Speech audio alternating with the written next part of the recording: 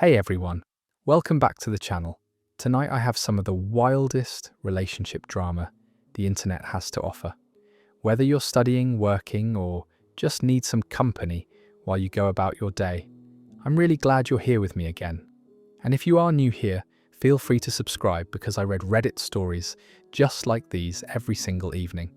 So grab a snack, get comfortable, and let's dive into some truly bizarre love stories that somehow found their way onto Reddit. Trust me, you're going to want to hear these.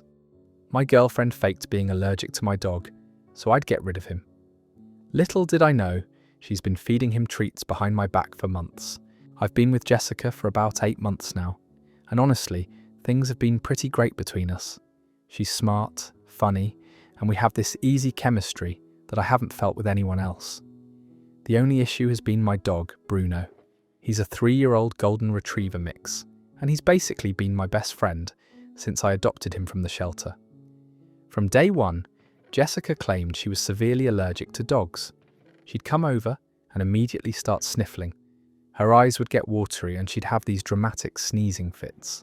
It seemed legitimate enough, and I felt terrible watching her suffer just to spend time with me. She never asked me to get rid of Bruno directly, but she'd make these subtle comments about how much better she felt at her place, or how she wished we could spend more time together without her health issues getting in the way. About 3 months ago, the comments became less subtle. She started talking about how serious our relationship was getting, and how it was hard to imagine a future together when she couldn't even be comfortable in my home. She'd mention apartments she'd seen that didn't allow pets, or talk about her friend who had to rehome her cat when she moved in with her boyfriend. The pressure was building, and I was honestly starting to consider finding Bruno a new family. I felt awful even thinking about it. Bruno had been with me through my worst breakup, through losing my job last year, through everything. But I was also falling hard for Jessica, and the idea of choosing between them was tearing me apart. I started researching hypoallergenic solutions, expensive air purifiers, allergy medications, anything that might help. Last weekend, Jessica was supposed to come over for dinner. I'd planned this whole evening, cooked her favourite meal, even bought some fancy wine. But she texted me an hour before saying she had to work late and would see me tomorrow. I was disappointed but figured I'd just have a quiet night in with Bruno. Around 9 that evening, I realised I'd left my phone charger in my car. As I walked out to grab it, I heard this familiar voice coming from my backyard. I thought maybe my neighbour was having people over, but something made me walk around to check, and there, sitting on my back porch, was Jessica. She was baby talking to Bruno, scratching behind his ears, and feeding him what looked like homemade dog treats from a little bag. I just stood there, completely frozen, watching my supposedly allergic girlfriend having the time of her life with my dog. Bruno was in heaven, his tail going crazy, doing that thing where he rolls over for belly rubs. Jessica was laughing, completely relaxed, not a sniffle or watery eye in sight. She was talking to him like they were old friends, saying things like, "Who's a good boy? Did you miss me? I brought your favourites." I must have made some noise because suddenly Jessica looked up and saw me standing there. The colour drained from her face instantly. She jumped up so fast that she knocked over the bag of treats, and Bruno immediately started gobbling them up off the ground. For a moment, neither of us said anything. Then she started stammering about how she was just checking on him, how she'd been trying to build up her tolerance, how it wasn't what it looked like, but it was exactly what it looked like. I asked her how long this had been going on, and after some back and forth, she finally admitted she'd been coming over to see Bruno for months. She'd even made friends with my neighbour, who'd been letting her into the backyard when I wasn't home. She said she felt terrible about the lie, but had gotten in too deep to admit the truth. The crazy part? She's not allergic to dogs at all. She grew up with them, she loves them. She was faking the sneezing and the watery eyes because she thought I was too attached to Bruno, and that it was weird for a grown man to be so close to his pet. She figured if she made herself seem incompatible with dog ownership, I'd eventually choose her over him. She'd been planning this elaborate manipulation for months, watching me agonise over the decision, letting me feel guilty about her fake suffering. But she couldn't help herself from actually spending time with Bruno, because in her words, he's the sweetest dog ever, and I couldn't resist. I told her to leave. She tried to explain, tried to say she did it because she loved me and wanted a future together. But I couldn't get past the months of lies, the manipulation, the way she'd been willing to let me get rid of my best friend based on something completely fabricated. She's been texting and calling non-stop since then, saying she made a mistake, that she'll never lie again, that we can work through this. But I keep thinking about all those nights I lay awake feeling guilty, all the times I looked at Bruno and wondered if I was being selfish by keeping him. The weirdest part is that if she'd just been honest from the beginning, we probably could have worked something out. I'm not unreasonable, but the level of deception, the willingness to let me suffer over a decision based on lies, that's something I can't just get over. And that's the end of that story. Honestly, the sheer calculation behind this whole thing is what gets me. She literally befriended his neighbour to sneak into his yard and hang out with a dog she was pretending to be allergic to. That's not just a little white lie, that's an elaborate con job. The fact that she couldn't resist actually spending time with Bruno just makes it even more twisted. How do you fake sneeze for 8 months while secretly being best friends with someone's pet? I'm glad he chose the dog. Bruno never would have put him through that kind of emotional manipulation. Speaking of complicated relationship dynamics, this next story takes things in a completely different direction. I accidentally catfished my coworker for 6 months. Now she wants to meet her online boyfriend and has no idea it's me. This is going to sound completely insane, but I've somehow managed to create the most awkward situation possible, and I have no idea how to get out of it. I work at a mid-sized marketing firm downtown. It's one of those open office spaces where everyone knows everyone else's business. There's this woman, Riley, who sits about 3 desks away from me. She's smart, funny, always brings homemade cookies for the team, and I've had the biggest crush on her for probably 2 years now. The problem is I'm painfully shy when it comes to talking to people I'm interested in. I can give presentations to clients, lead meetings, handle conflict resolution, but put me in front of someone I like romantically, and I turn into a stammering mess. About 6 months ago, our company started using this new project management platform that includes internal messaging features. It's supposed to be for work collaboration, but people use it for everything. Riley had posted in one of the general channels about being frustrated with a dating app, saying something about how all the guys on there seemed to have the personality of wet cardboard.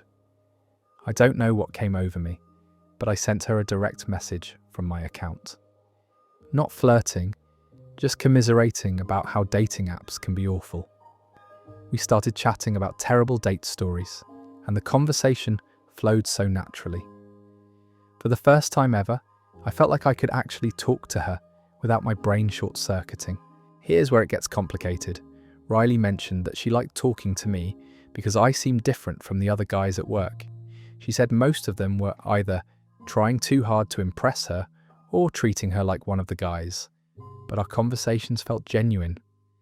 The thing is, she'd somehow gotten the impression that I worked in our satellite office across town. I think there was some confusion because my profile listed my department as Digital Strategy Remote, which was technically accurate since I work from home 2 days a week. I should have corrected her right then. Should have said, actually, I sit like 10 feet away from you every day. But I didn't, because for the first time in 2 years, Riley was actually talking to me, like I was interesting. She was engaged, asking questions, laughing at my jokes. I was getting to know the real her, beyond the professional facade we all wear at work. The conversations evolved from work complaints to deeper topics. We talked about our families, our goals, books we were reading, movies we loved. She told me about her anxiety around public speaking, something I never would have guessed since she always seems so confident during meetings. I shared stories about my photography hobby, which none of my co-workers know about. After about a month of daily messages, Riley started referring to our conversations as the highlight of her day. She said talking to me helped her decompress after stressful meetings. I was falling for her even harder, but now it was based on actually knowing her as a person, not just the office crush version I'd built up in my head. 2 months in, she started calling me her work boyfriend, joking about how I was the only man in her life who actually listened to her. By month 3, the jokes had evolved into something that felt more serious. She'd message me things like, "I wish you worked in our main office so we could grab coffee," or "I keep hoping I'll run into you when I have meetings downtown." I knew I was in too deep, but I couldn't figure out how to tell her the truth without ruining everything. Every day at work, I'd watch her typing on her computer and know she was probably messaging me. I'd see her smile at her screen and know I was the reason. But I also saw how she interacted with me in person, how she'd give me polite nods and brief small talk before moving on to more animated conversations with other co-workers. Last month, things escalated when Riley started talking about being lonely and wanting to meet someone genuine. She said she'd been thinking about asking her work boyfriend if he wanted to meet up in person.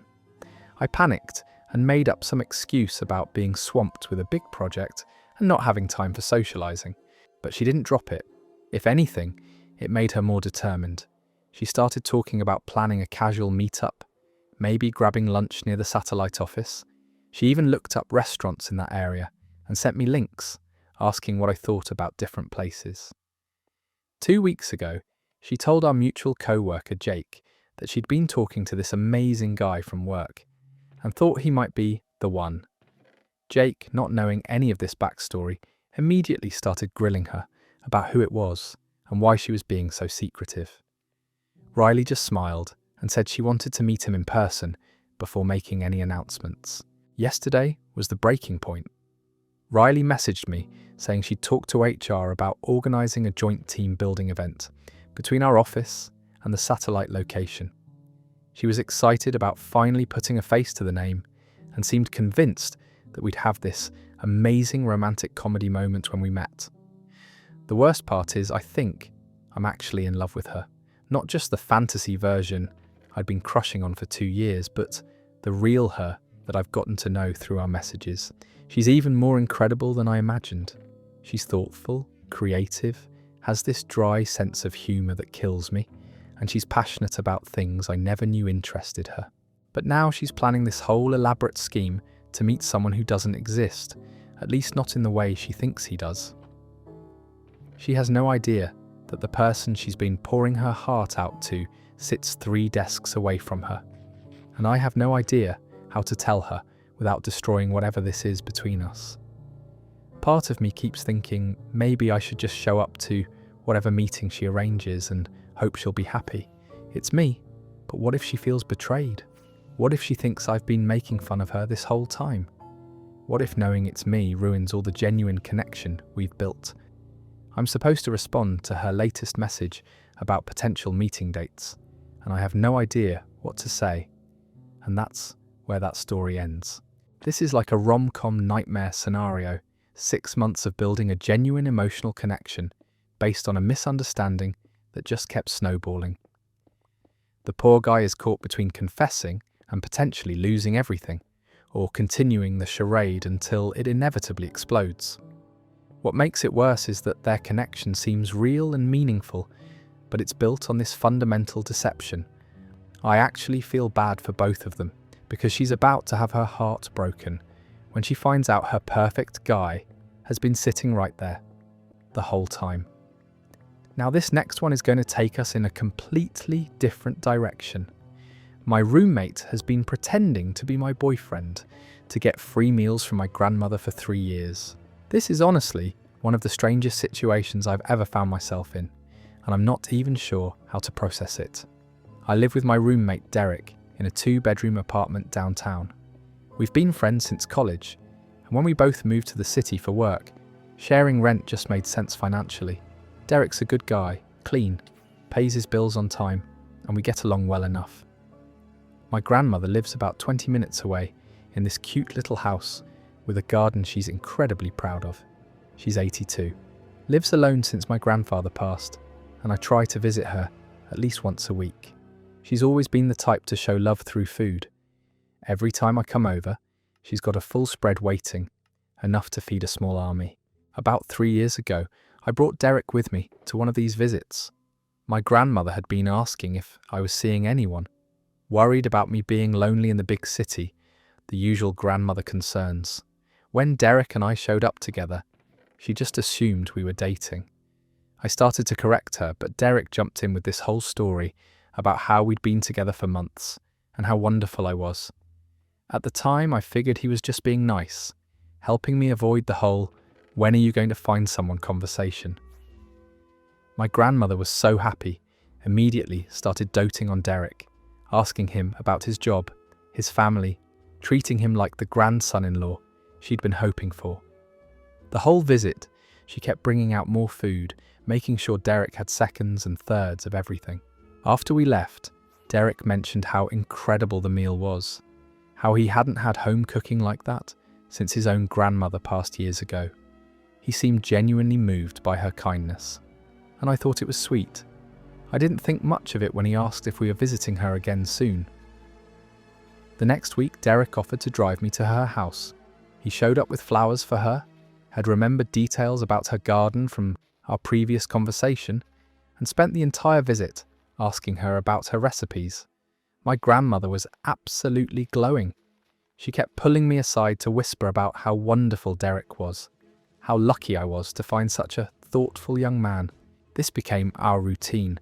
Every Sunday, Derek would drive us over to my grandmother's house.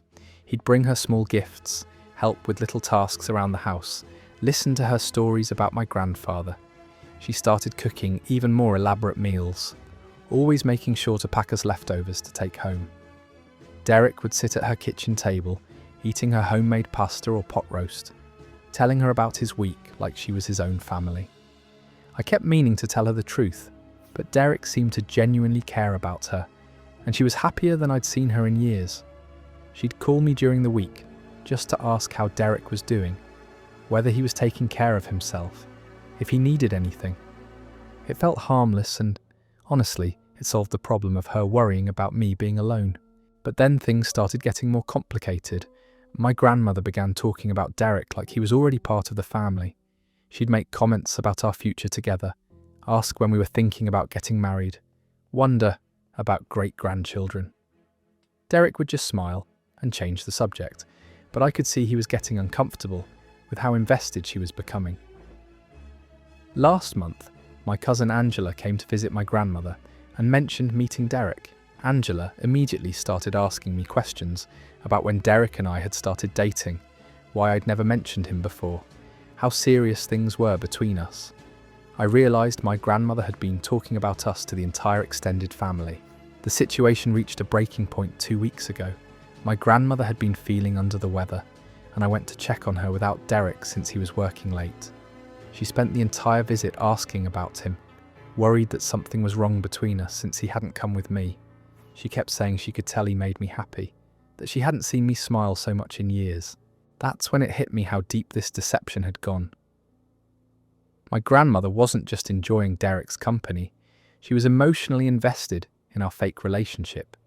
She'd been planning her Sunday meals around his favourite dishes, buying ingredients she thought he'd like, looking forward to our visits as the highlight of her week. When I got home that night, I confronted Derek about the whole situation. I told him we needed to figure out how to tell my grandmother the truth because it was getting out of hand. That's when he broke down and admitted something I never saw coming. Derek told me he'd been going to see my grandmother on his own. Not just the Sunday visits with me, but stopping by during the week to check on her, help with groceries, fix things around her house. He said he'd started doing it because he was worried about her living alone, but it had evolved into something more meaningful for both of them. He explained that after his own grandmother died, he'd felt this huge void in his life. My grandmother had filled that space in a way he hadn't expected. He looked forward to her stories, her advice, the way she fussed over him like family. He said the free meals were nice, but that wasn't why he kept up the charade. The real kicker was when he told me my grandmother had started introducing him to her neighbours as her grandson's boyfriend. She'd been bragging about him to her bridge club, showing off pictures of the three of us together. She'd even started keeping a photo of Derek and me on her mantle, right next to the picture of her and my grandfather. Derek was crying as he told me all this, saying he knew he'd let it go too far, but didn't know how to stop without breaking her heart. He said my grandmother reminded him of his own family, the kind of unconditional love and acceptance he'd been missing since moving to the city. I didn't know whether to be angry or impressed by the whole elaborate situation he'd created. On one hand, he'd been lying to my elderly grandmother for 3 years. On the other hand, he'd been genuinely caring for her, visiting her more than I did, making her incredibly happy during what could be some of her final years. We decided we had to tell her the truth, but we wanted to do it gently. Last Sunday we sat her down after dinner and explained that while we weren't actually dating, Derek's feelings about her were completely genuine. We told her he'd like to keep visiting if she was comfortable with that their friendship meant a lot to him, even without the romantic pretense. My grandmother was quiet for a long moment, then started laughing. She said she'd suspected something was off for months, that we didn't act like any couple she'd ever seen. But she said she didn't care because Derek had become like family to her, regardless of his relationship status with me.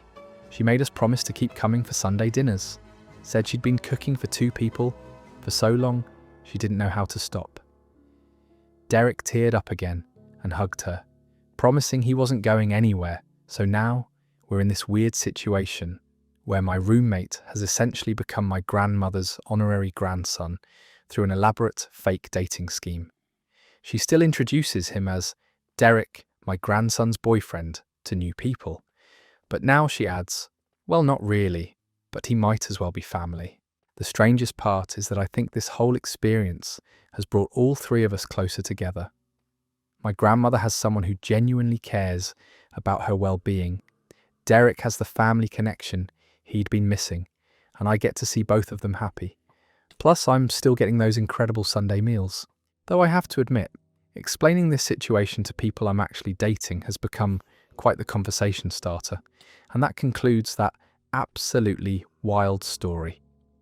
The fact that this turned into a genuine 3-way family bond is actually kind of beautiful, in the most bizarre way possible. Derek went from scamming free meals to becoming an honorary family member, complete with his own emotional breakdown about missing his grandmother. And honestly, the grandmother probably knew something was up the whole time, but was just happy to have more people to love and feed. Sometimes the best families are the ones you accidentally create through elaborate deceptions about fake relationships. This next story is going to make you question everything you think you know about online dating. I've been unknowingly dating my therapist's daughter for 2 months, and now she wants me to meet her parents. I started seeing Dr. Patricia Chen about 6 months ago to work through some anxiety issues that were affecting my job and relationships. She's been incredible, really helping me understand patterns in my behaviour and giving me tools to manage stress better. I see her every other Tuesday, and our sessions have honestly changed my life. About 2 months ago, I matched with this woman named Lisa on a dating app. Her profile was perfect, intelligent, funny, beautiful, and we had this instant connection through our messages. She's a graduate student studying social work, volunteers at an animal shelter on weekends, and has this amazing laugh that makes me forget about everything else going on in my world. Our first date was at this little coffee shop downtown, and we ended up talking for 4 hours straight. She was easy to be around, asked thoughtful questions, really listened when I spoke. I found myself opening up to her in ways I usually don't with people I've just met. By our 3rd date, I was already thinking this could be something serious. Lisa and I have been spending more and more time together. She's met my friends, I've met some of her classmates, and everything feels natural and right between us. She's supportive without being pushy, gives me space when I need it, and has this calming presence that makes my anxiety practically disappear when we're together. Last week, Lisa mentioned that she'd love for me to meet her parents. She said they'd been asking about me and that she'd told them how happy I was making her. She described her mother as this warm, caring woman who works as a therapist and really values emotional intelligence in the people her daughter dates. I was excited about meeting them, but also nervous because I really want her family to like me. Lisa assured me that her parents are understanding people who just want to see her happy. She said her mother especially would appreciate that I was someone who wasn't afraid to work on myself and address my mental health. Yesterday, Lisa texted me her parents' address and suggested we go over for dinner this Sunday. She said her mother was planning to make her famous dumplings and that her father was excited to show me his collection of vintage cameras. The address looked familiar, but I couldn't place where I'd seen it before. This morning I was driving to my therapy appointment and realised I was heading toward the same neighbourhood Lisa had mentioned. As I pulled up to Dr. Chen's office building, which is actually the converted first floor of her house, everything clicked into place. I sat in my car for 10 minutes, staring at the house number Lisa had texted me. Same number, same street, same distinctive blue door with the brass knocker. The woman I've been pouring my heart out to for months about my dating anxiety and relationship fears is the mother of the woman I'm falling in love with. During my session with Dr. Chen, I couldn't concentrate on anything. She kept asking if something was wrong, noting that I seemed distracted and agitated. I found myself studying her face, looking for resemblances to Lisa that I might have missed before. They have the same eyes, the same way of tilting their head when they're really listening to someone. Dr. Chen mentioned that her daughter had been talking about someone special lately, someone who was making her very happy. She said it was wonderful to see Lisa so excited about a relationship, that she'd been worried her daughter was too focused on school and not making time for personal connections. I nearly choked when she said Lisa's name. Dr. Chen noticed my reaction and asked if I was all right. I managed to mumble something about having a lot on my mind, but I could tell she was concerned about my sudden change in demeanour.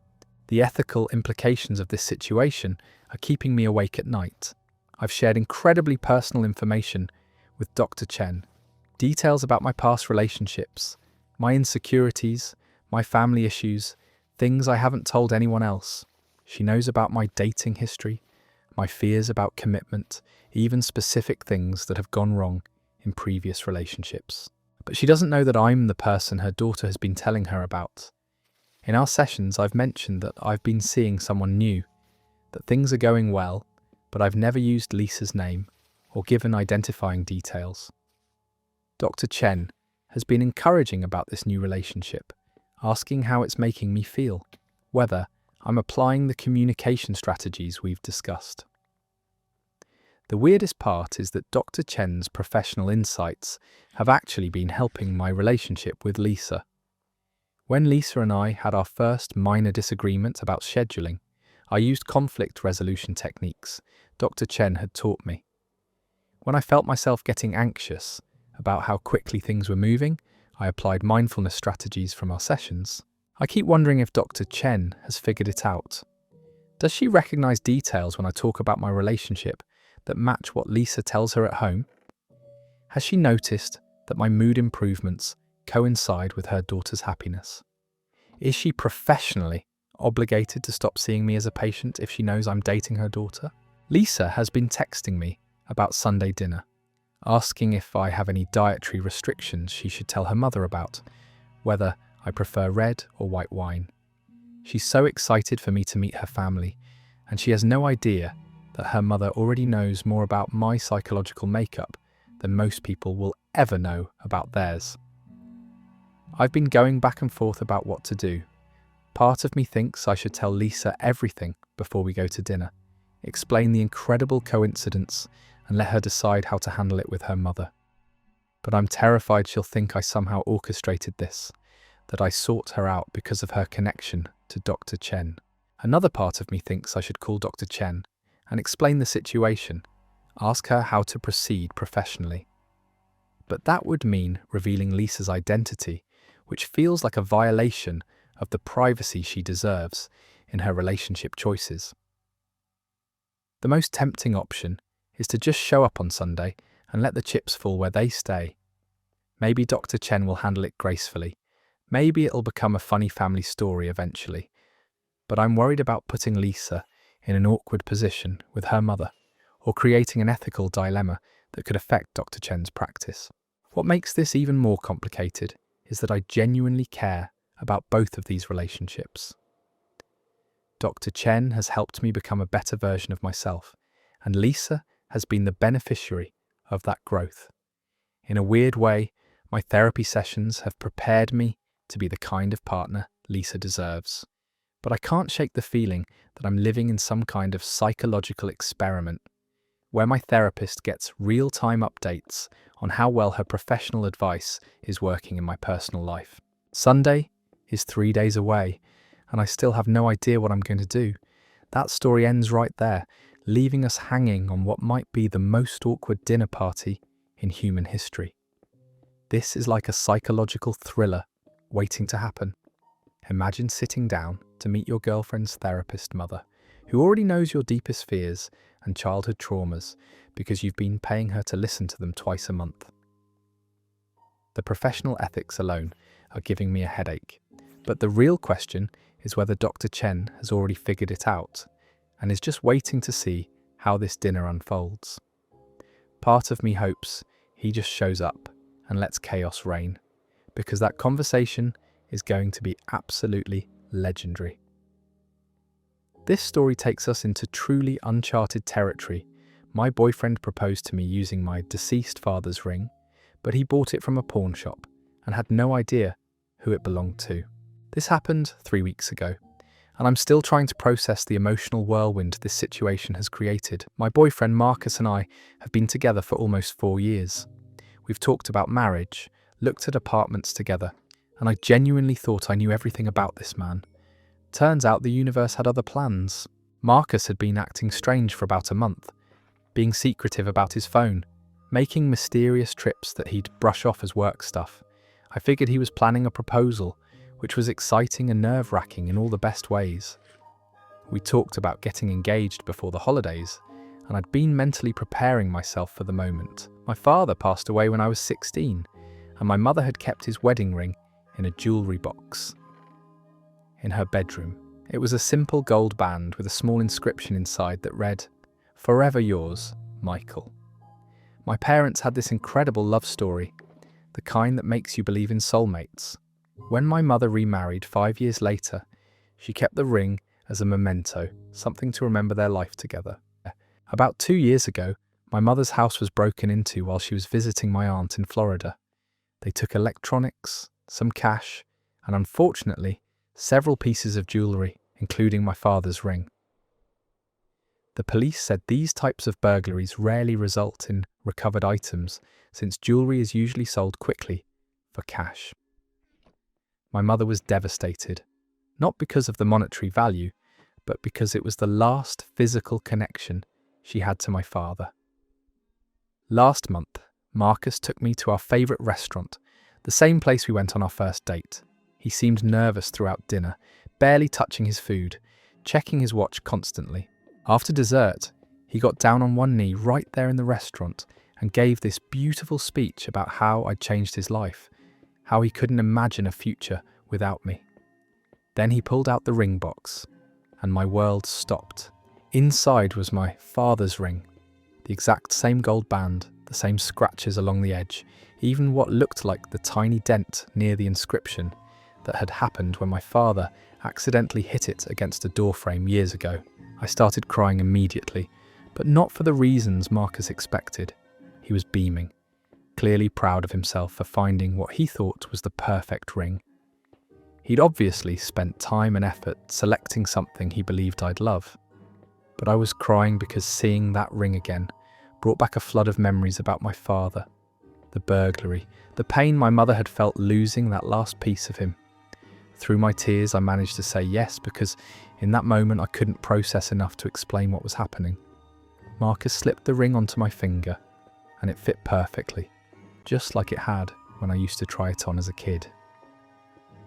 The inscription inside was still there, still readable, still saying, "Forever yours, Michael." After we got home that night, I sat Marcus down and told him the whole story. I explained about my father, about the ring being stolen, about how impossible it should be that he'd somehow found this specific piece of jewellery. Marcus went completely pale as I was talking, realising the magnitude of what had happened. He told me he'd bought the ring from a pawn shop downtown, the same one he'd been visiting for weeks trying to find something special. The shop owner had recommended it, saying it was a classic style that would work for any woman. Marcus had been drawn to it immediately, said something about it felt right, even though he couldn't explain why. We went to the pawn shop together the next day to get more information about where the ring had come from. The owner remembered the transaction, said someone had sold it about 18 months ago, along with several other pieces of jewellery. He couldn't provide details about the seller due to privacy policies, but he confirmed the time frame matched when my mother's house had been robbed. The ethical dilemma we're facing now is incredibly complex. Technically, this ring belongs to my mother, stolen from her home and sold illegally. But Marcus bought it legitimately from a licensed pawn shop, not knowing its history. He spent a significant amount of money on what he thought was just a vintage ring, and he purchased it with pure intentions. My mother's reaction when I told her was a mixture of joy and confusion. She was thrilled to know the ring still existed and hadn't been melted down or lost forever.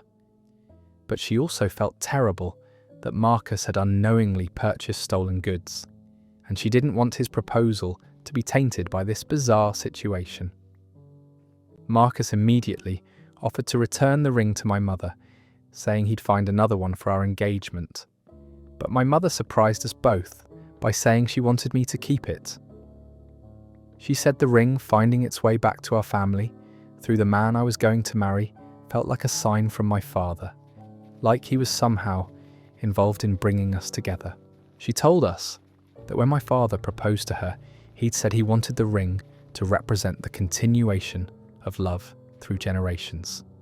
He'd hoped that someday, if they had children, the ring might become part of another love story.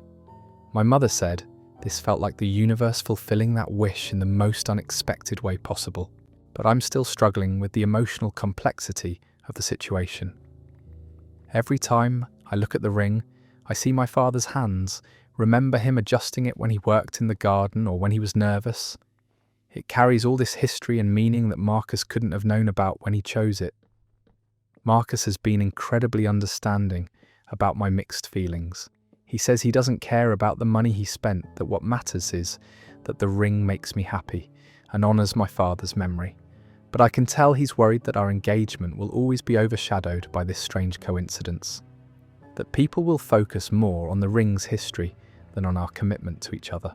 The pawn shop owner was fascinated by the story and offered to help us track down more information about how the ring ended up there. He said in 30 years of business, he'd never seen anything like this happen. He even offered to refund Marcus's money, but we decided that wouldn't change the fundamental questions we're facing. We've decided to keep the ring and move forward with our engagement, but we're still processing what it all means. Some days it feels magical, like my father somehow orchestrated this reunion from beyond. Other days it feels unsettling, like we're building our future on this strange foundation of coincidence and loss. My therapist says that sometimes life presents us with situations that are too meaningful to be dismissed as random chance. She thinks the ring finding its way back to me through Marcus might be a way of integrating my past with my future, allowing my father's love to bless our relationship in a way we never could have planned. Whatever the cosmic significance, I'm wearing my father's ring as my engagement ring, and it feels both completely right and completely surreal. That brings us to the end of that incredible story. The universe really said, let me orchestrate the most emotionally complex proposal possible, and just went for it. A stolen ring finding its way back to the original family through a completely innocent purchase by the daughter's future husband is the kind of thing that makes you wonder if someone upstairs is pulling strings. The fact that her mother interpreted it as a blessing from her late husband rather than a traumatic reminder just makes the whole situation even more beautiful and strange. I hope you're still hanging in there with me. because these next few stories are going to test every boundary you thought existed in modern dating. Sometimes I wonder if people are just making this stuff up, but then I remember that reality is usually stranger than fiction, especially when it comes to matters of the heart. Let me tell you about this next situation that had me questioning everything I thought I knew about long-distance relationships. My long-distance girlfriend has been sending me photos of someone else for 8 months, and I just found out she's actually my neighbour. I met Chloe on a dating app about 10 months ago. Her profile said she lived about 3 hours away in Portland, which wasn't ideal, but we hit it off so well through messaging that we decided to give long distance a try.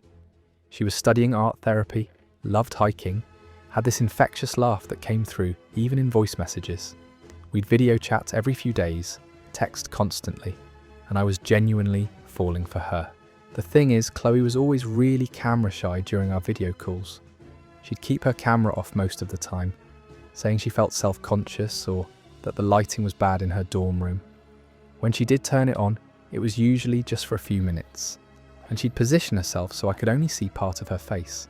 She said she was insecure about her appearance, which I completely understood and never pushed. But she'd send me photos regularly, pictures of her at coffee shops, hiking trails, art galleries, always with this gorgeous smile. Long auburn hair, bright green eyes, this kind of effortless beauty that made me feel lucky she'd chosen to be with someone like me. She had this distinctive style too, always wearing these vintage band t-shirts and layered necklaces that suited her perfectly. About 6 months in, we started talking seriously about me visiting Portland. I was ready to make the drive, book a hotel, finally meet her in person. But every time we made concrete plans, something would come up. Her roommate would get sick. She'd have a family emergency. Her car would break down. There was always a legitimate sounding reason why that particular weekend wouldn't work. I started getting frustrated, but Chloe would send me these long, heartfelt messages about how much she wanted to meet me, how she was just dealing with a lot of stress and wanted everything to be perfect when we finally saw each other. She'd send more photos to reassure me, pictures of her studying in the library, walking around campus, always looking beautiful and happy. 3 weeks ago, I was walking to my local coffee shop, the same one I go to every morning before work. There's this woman who's often there around the same time, always sitting in the corner booth with her laptop, always wearing headphones. I'd noticed her before because she has this striking look, vintage style, always seemed really focused on whatever she was working on. That morning, she was wearing a Radiohead t-shirt that looked exactly like one Chloe had sent me a photo of herself wearing. Same shirt, same layered necklaces, even the same laptop stickers I'd seen in Chloe's study photos. I did a double take, but told myself it was just a coincidence. Lots of people have similar styles. But then she turned her head to look out the window, and I saw her profile. Same nose, same jawline, same everything as the photos Chloe had been sending me. My stomach dropped. I stood there for probably 5 minutes, just staring, trying to convince myself I was imagining things. I went home and pulled up every photo Chloe had ever sent me. The coffee shop in the background of one selfie looked exactly like the one I'd just been in. The hiking trail in another photo was the same one I'd walked with friends just last month, about 10 minutes from my apartment. The art gallery photo was from a local exhibition I'd seen advertised in our neighbourhood newsletter. That evening, I called Chloe for our usual check-in. I asked her casually about her day, where she'd been, what she'd been up to. She told me she'd spent the morning studying at her favourite coffee shop, described the exact layout of the place I'd been in that morning. She mentioned seeing a really cute dog outside, and I remembered seeing that same golden retriever tied up outside when I was leaving. I didn't know what to do with this information. Was I losing my mind? Was this some incredible coincidence? I started paying more attention to the woman at the coffee shop. She was there almost every day, same schedule as mine, always in that corner booth. I began noticing things that matched details Chloe had mentioned about her life. Last week I decided to test my theory. During one of our calls, I mentioned that I was thinking of taking a photography class at the community centre downtown. Chloe got excited, said she'd always wanted to try photography too. The next day, I checked the community centre's website and saw that someone with her name had just registered for the beginner photography class starting next month. I was spiralling. Either I was dealing with the most elaborate catfishing situation ever, or my long-distance girlfriend was actually my neighbour who'd been lying to me for almost a year about where she lived. Both possibilities seemed equally insane. Yesterday, I finally worked up the courage to approach her at the coffee shop. I walked over to her table, heart pounding, and said, "Excuse me, are you Chloe?" She looked up from her laptop, and I saw her face go completely white. For a moment, neither of us said anything. Then she whispered, "Oh my God, you're Alex." We ended up talking for 2 hours. The truth was somehow both better and worse than I'd imagined. Her name really is Chloe. She really is studying art therapy, and everything she'd told me about herself was true. Except she lives 4 blocks away from me, not 3 hours away in Portland. She explained that she'd been planning to move to Portland for graduate school when we first matched.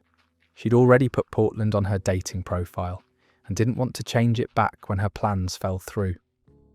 When we started getting serious, she panicked about having lied and didn't know how to tell me the truth without ruining everything. She'd been sending me real photos of herself, but taking them around our shared neighbourhood and pretending they were from Portland. She'd researched Portland locations online to have stories about places she'd supposedly been. When I wanted to visit, she'd panic because she couldn't figure out how to maintain the illusion in person. The most heartbreaking part was that she'd been seeing me around the neighbourhood for months. She knew my routine, knew I came to the same coffee shop, but she was too scared to approach me because she'd built this elaborate lie that she didn't know how to undo. She started crying as she told me all this, saying she'd fallen in love with me too, but felt trapped by her own deception. She said every day she wanted to just walk up to me and confess everything, but she was terrified I'd hate her for lying. I didn't know whether to laugh or cry or be angry. Here I'd been pining for this long-distance relationship, planning trips to Portland, feeling lonely because my girlfriend lived so far away, and she'd been sitting 20 feet away from me almost every morning for months. We're trying to figure out where to go from here. The connection we built was real, even if the circumstances were completely fabricated. But I keep wondering what else she might have lied about, and she's struggling with the shame of having maintained such an elaborate deception for so long. It's been 3 days since our coffee shop confrontation, and we've texted a few times but haven't seen each other in person again. I keep going to the coffee shop at the same time, hoping she'll be there so we can talk more, but her corner booth has been empty.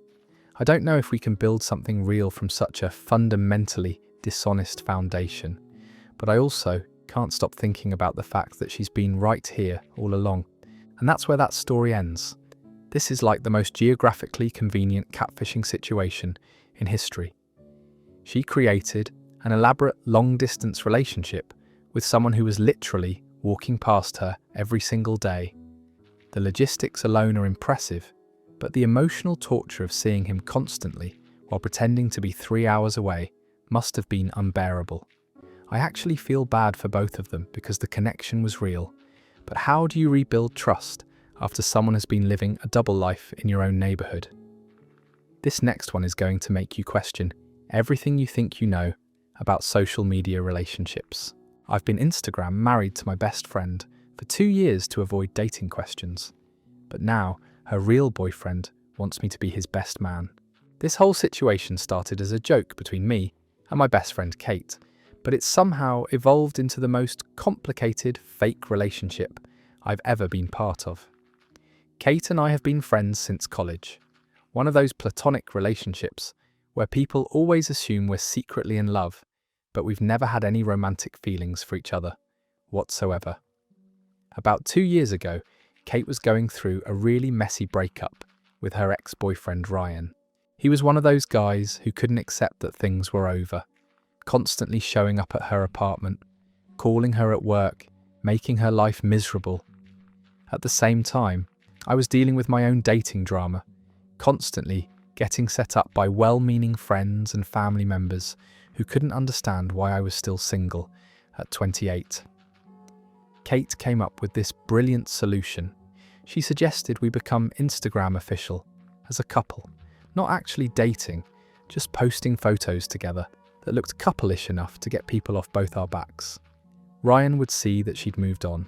My mum would stop sending me dating articles, and we could both have some peace.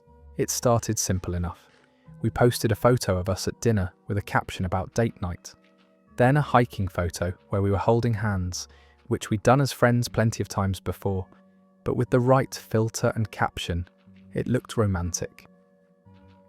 Kate changed her relationship status. I started commenting heart emojis on her posts, and suddenly everyone assumed we were together. The plan worked perfectly. Ryan stopped bothering Kate. My family stopped asking about my love life, and we could hang out without people making weird comments about when we were going to get together. We'd gotten so good at the fake relationship performance that even close friends started believing it. Over the past 2 years, we've documented this entire fake romance on social media. Anniversary posts, birthday tributes, couple Halloween costumes, vacation photos that look like romantic getaways but were just friend trips with strategic cropping. We've gotten hundreds of comments about how cute we are together, how we're relationship goals, how lucky we are to have found each other. The problem started about 6 months ago when Kate met David at a work conference. They hit it off immediately, and she was genuinely excited about him in a way I hadn't seen since before her disaster relationship with Ryan. But she couldn't just start dating someone publicly because, according to Instagram, she was in a committed relationship with me. Kate and David started seeing each other secretly. She'd tell people she was hanging out with me, but she'd actually be on dates with David. She'd post photos of us together to maintain the illusion, then delete them later so David wouldn't see them when they eventually went public. David knew about our fake relationship from the beginning. Kate told him the whole story on their second date, and he thought it was hilarious. He said he'd never met anyone who'd gone to such elaborate lengths to avoid dating drama, and he was impressed by our commitment to the bit. 3 months ago, Kate and David decided they were ready to go public with their relationship. We planned this whole elaborate Instagram breakup. I posted a story about how sometimes people grow apart. Kate posted about remaining friends after a relationship ends, and we changed our relationship statuses back to single. The response was immediate and dramatic. Kate's mum called crying, asking what had happened and whether they could fix things. My sister showed up at my apartment with ice cream and wine, ready to help me through the heartbreak. Mutual friends were taking sides, trying to figure out who was at fault for the breakup. We had to stick to the story. Kate and I pretended to be going through a difficult post-breakup adjustment period. We stopped posting photos together, stopped commenting on each other's posts, even avoided hanging out in public for a few weeks to sell the illusion. After a month of fake heartbreak, Kate slowly started posting photos with David. She introduced him as a friend at first, then gradually let their relationship status become clear. People were supportive, happy that she'd found someone new, though some commented about how quickly she'd moved on from me. David and Kate have been publicly together for 3 months now, and they're completely smitten with each other. He's everything Ryan wasn't. Supportive, funny, genuinely cares about Kate's happiness. I've gotten to know him through group hangouts, and he's become a real friend. Last week, David asked if we could grab lunch, just the two of us. I figured he wanted to talk about Kate, maybe ask for advice about gift ideas or something. Instead, he told me he was planning to propose to Kate next month. He'd already bought a ring, planned this elaborate proposal involving her favourite hiking trail and all her closest friends. Then he asked me to be his best man. I was completely stunned. David explained that while he has college buddies and work friends, none of them really know Kate or understand how important this relationship is to him. He said I was the person who knew Kate best, who'd been there through her worst relationship and who'd helped her find the confidence to trust someone new again. He said he knew our Instagram relationship was fake, but our friendship was real, and he wanted the person who cared most about Kate's happiness to stand beside him when he married her. He said it felt right to have me there, since I'd been Kate's fake boyfriend, to officially hand her over to her real one. I was touched, but also completely overwhelmed by the weirdness of the situation. How do you explain to wedding guests that the best man is the bride's fake ex-boyfriend? How do we handle the fact that half the people at the wedding will remember our Instagram romance and wonder about the dynamics? Kate was thrilled when David told her about asking me to be his best man. She said it felt perfect, like our fake relationship was finally serving its ultimate purpose by bringing her to David. She wants me to give a speech about how I knew David was the right guy for her, how I could see their real love compared to our performed one. But I'm worried about the logistics. David's family doesn't know about our fake relationship, but Kate's family lived through our entire Instagram romance. Her parents still ask me how I'm doing after the breakup, whether I'm dating anyone new. Her grandmother keeps commenting on my Facebook posts, asking when I'm going to find a nice girl like Kate. The bachelor party is going to be especially weird. David wants to invite some of Kate's male friends, including guys who think I'm her ex-boyfriend.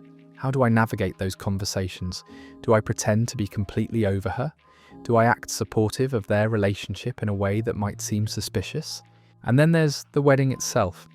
I'll be standing at the altar watching my fake ex-girlfriend marry someone else, giving a speech about their love story that I was indirectly responsible for creating. The whole thing feels like a romantic comedy that's gotten way too meta. Kate and David are so happy together that I can't bring myself to say no, but I also can't figure out how to say yes without creating the most confusing wedding in history. David keeps joking that our fake relationship was just elaborate matchmaking, that I was setting Kate up for him all along without knowing it. The wedding is in 4 months, and I still haven't given David an answer about being his best man. And there's the end of that wonderfully complex story. The fact that their fake Instagram relationship was so convincing that it's now creating real-world complications at an actual wedding is peak modern dating chaos. David asking his girlfriend's fake ex-boyfriend to be his best man because he's actually her real best friend is the kind of twisted logic that somehow makes perfect sense. I hope he says yes, because that best man speech is going to be legendary. And someone needs to document this entire situation for posterity. Our next story takes us into territory that makes online dating look simple by comparison. I found out my wife of 3 years has been living a completely different life during her business trips, and she has no idea that I know. My wife Jennifer travels for work about twice a month, usually gone for 3 to 5 days at a time. She's a marketing consultant for tech companies, and her job requires her to visit client offices across the country. I've always been supportive of her career, even though I miss her when she's away. She's passionate about her work, and seeing her succeed has always made me proud. About 6 months ago, I noticed Jennifer seemed different when she came back from trips. Not bad different, just more energetic, more social, like she'd been recharged by whatever had happened while she was away. She'd come home with stories about amazing restaurants, interesting people she'd met, cultural experiences in whatever city she'd visited. I started joking that she was living this glamorous jet-setter life while I was home eating cereal for dinner and watching Netflix. She'd laugh and say business travel wasn't as exciting as it seemed, that most of her time was spent in conference rooms and hotel rooms, but there was something in her eyes when she talked about her trips, a kind of excitement that I hadn't seen in our day-to-day life together. 3 months ago, Jennifer came home from a trip to Austin with this incredible energy. She was talking about the music scene, the food, how vibrant and creative the city felt. She showed me photos of street art, local bands, quirky bars that looked nothing like the corporate environments where she usually worked. I asked her when she'd had time to explore so much of the city, since her trips were usually packed with meetings. She said she'd extended her stay by a day to decompress, which was something she'd never done before. She seemed almost guilty about it, like she was confessing to playing hooky from school. That night, while she was unpacking, I noticed things in her suitcase that seemed out of place, clothes I'd never seen before, more casual and artsy than her usual business wardrobe.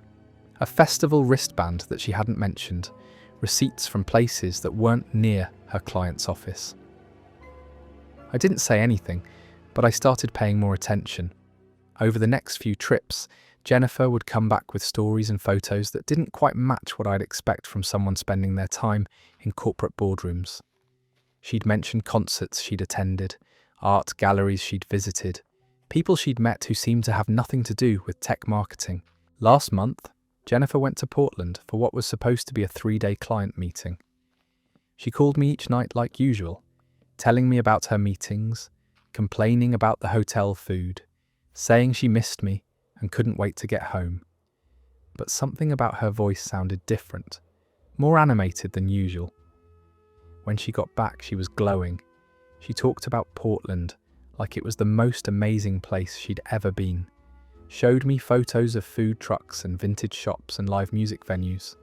She said she'd fallen in love with the city's creative energy, that it had inspired her to think differently about her own life. That weekend, she suggested we plan a vacation to Portland together. She wanted to show me all the places she'd discovered, introduce me to the side of the city that tourists never see. She was more excited about this trip idea than she'd been about anything in months. 2 weeks ago, I was doing our taxes and needed to find some receipts from Jennifer's business trips. She keeps all her travel documents in a folder in our home office, organised by date and location. As I was looking through the Portland folder, I found something that made my stomach drop. There were 2 plane tickets. One was her usual business class ticket booked by her company. The other was a coach ticket she'd apparently bought herself, leaving 2 days earlier than her business trip was supposed to start. She'd extended her Portland trip by 2 days, but she'd told me she was only going for 3 days total. I started going through other trip folders. Austin had extra hotel receipts for dates before her business meetings. Seattle had restaurant charges from a week when she was supposed to be home. Every city for the past 6 months showed signs of extended stays that she hadn't told me about. But the receipts weren't just for extra days. They were for completely different experiences than what she'd described. Expensive dinners at romantic restaurants, tickets to couples activities, hotel charges for upgraded rooms with amenities that didn't make sense for solo business travel. I felt sick.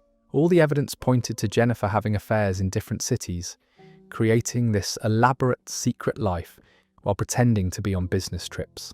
But something about the receipts didn't quite fit that theory either. The activities seemed more focused on experiences than romance, more about exploring culture than meeting people. Last week, I did something I'm not proud of. I created a fake social media account and started searching for Jennifer's name in the cities she'd visited. I found her almost immediately on Instagram, but under a completely different username than her real account. Her secret Instagram was like looking into an alternate universe. Photos of her at music festivals, art openings, underground comedy shows, always alone, but always smiling in this uninhibited way I rarely saw at home. She was dressed differently, styled differently, even seemed to carry herself differently. The captions on her posts were like reading about a completely different person. She talked about feeling alive for the first time in years, about discovering parts of herself she'd forgotten existed. She wrote about the freedom of being anonymous in a new city, of being able to reinvent herself without anyone's expectations. She'd been documenting this entire parallel life, but keeping it completely separate from our marriage. In Portland, she was Luna, who went to poetry readings and danced at underground clubs. In Austin, she was part of a temporary artist collective. In Seattle, she'd joined a hiking group and spent days exploring mountains. Reading through months of posts, I realized Jennifer wasn't having affairs. She was having an affair with herself, with a version of herself that she felt like she couldn't be in our regular life together. She was using business trips as opportunities to live as this completely different person, then coming home and resuming her role as my wife and successful marketing consultant. The most heartbreaking part was reading her posts about feeling guilty for being so happy. She'd write about loving these experiences, but feeling like she was betraying something or someone by enjoying them so much. She'd talk about wishing she could integrate these parts of herself into her real life, but not knowing how. I've been sitting on this information for a week, not knowing what to do with it. Jennifer isn't cheating on me with another person, but she's created this entire secret identity that she apparently feels like she can't share with me. She's been living a double life, not because she wants to hurt me, but because she feels like she needs to escape from the life we've built together. The woman in those Instagram posts looks happier and more alive than I've seen Jennifer in years, but she's also a stranger to me. I don't know Luna, who goes to poetry readings and stays out until dawn at music festivals. I know Jennifer, who comes home exhausted from business trips and falls asleep watching television. Jennifer has another trip planned for next week, this time to Denver. Part of me wants to confront her before she leaves, to ask her why she feels like she needs to become someone else when she travels. But another part of me is afraid that exposing her secret life will destroy whatever happiness she's found in it. I keep wondering what it says about our marriage, that my wife feels like she needs to invent an alter ego to feel fulfilled. Are we so disconnected that she can't be her authentic self around me? Have I somehow made her feel like she needs to hide the parts of herself that make her happiest? She leaves for Denver tomorrow, and I still don't know whether I'm going to say anything or just pretend I never found out about Luna. That's the end of that emotionally complex situation.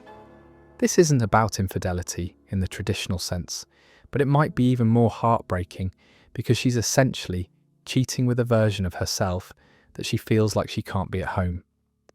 The fact that she's documenting this entire parallel existence while feeling guilty about how happy it makes her suggests that something fundamental is missing from their marriage.